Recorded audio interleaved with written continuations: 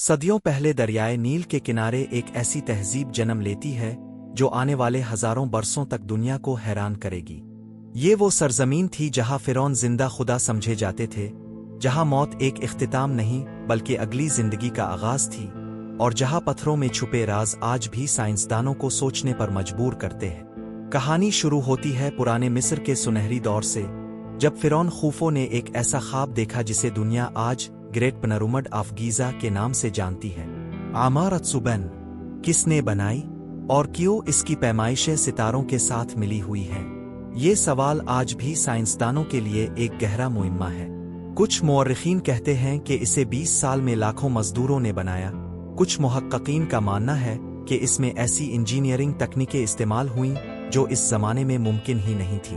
پھر آتا ہے فرعون اخناتون، ایک بادشاہ جس نے مصر کے ہزاروں سال پرانے مذہب کو بدلنے کی کوشش کی۔ وہ سورج کو خدا مانتا تھا، مگر اس کے اس فیصلے نے سلطنت کو تقسیم کر دیا۔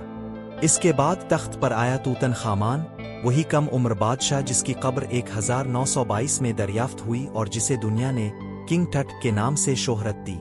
اس کی قبر کا ملنا صرف ایک دریافت نہیں تھی، بلکہ ایک لعنت کی کہانی کا آغاز بھی تھا۔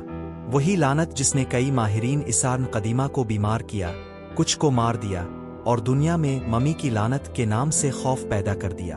لنعانی اختمنوت وادی الملوک میں موجود وہ قبریں جن کے دیواروں پر پراسرار تحریریں اور آسمانی نقشے بنے ہیں، آج بھی ماہرین کو حیران کرتے ہیں۔ کچھ کا ماننا ہے کہ یہ نقشے فرعونوں کی روح کو آسمان کے ایک خاص ستارے تک لے جانے کے لیے بنائے گئے تھے۔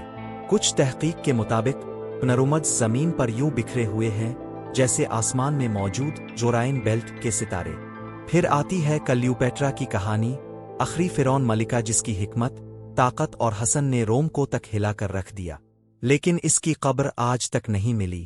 ہزاروں تلاشوں کے باوجود اس کا مدفن زمین کے کسی گوشے میں چھپا بیٹھا ہے، اور یہ معمہ ہر سال مزید گہرا ہوتا جا رہا ہے۔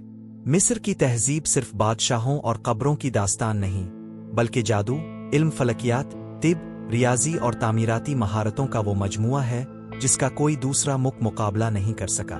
سوال صرف یہ ہے کہ انہوں نے یہ سب کیسے سیکھا، کس نے سکھایا، اور آخر وہ کون سی طاقت تھی جس نے ایک پوری سلطنت کو موت کے بعد کی زندگی کے لیے تیار کیا؟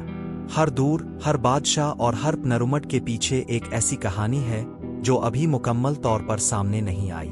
شاید کچھ راز ہمیشہ راز ہی رہنے کے لیے بنے تھے، اور شاید کچھ ابھی دریافت ہونے باقی ہیں۔ مصر آج بھی زمانے کا سب سے بڑا معمہ ہے، ایک ایسی خاموش سلطنت جو ہزاروں سال بعد بھی اپنی بات بتانے سے انکار کرتی ہے۔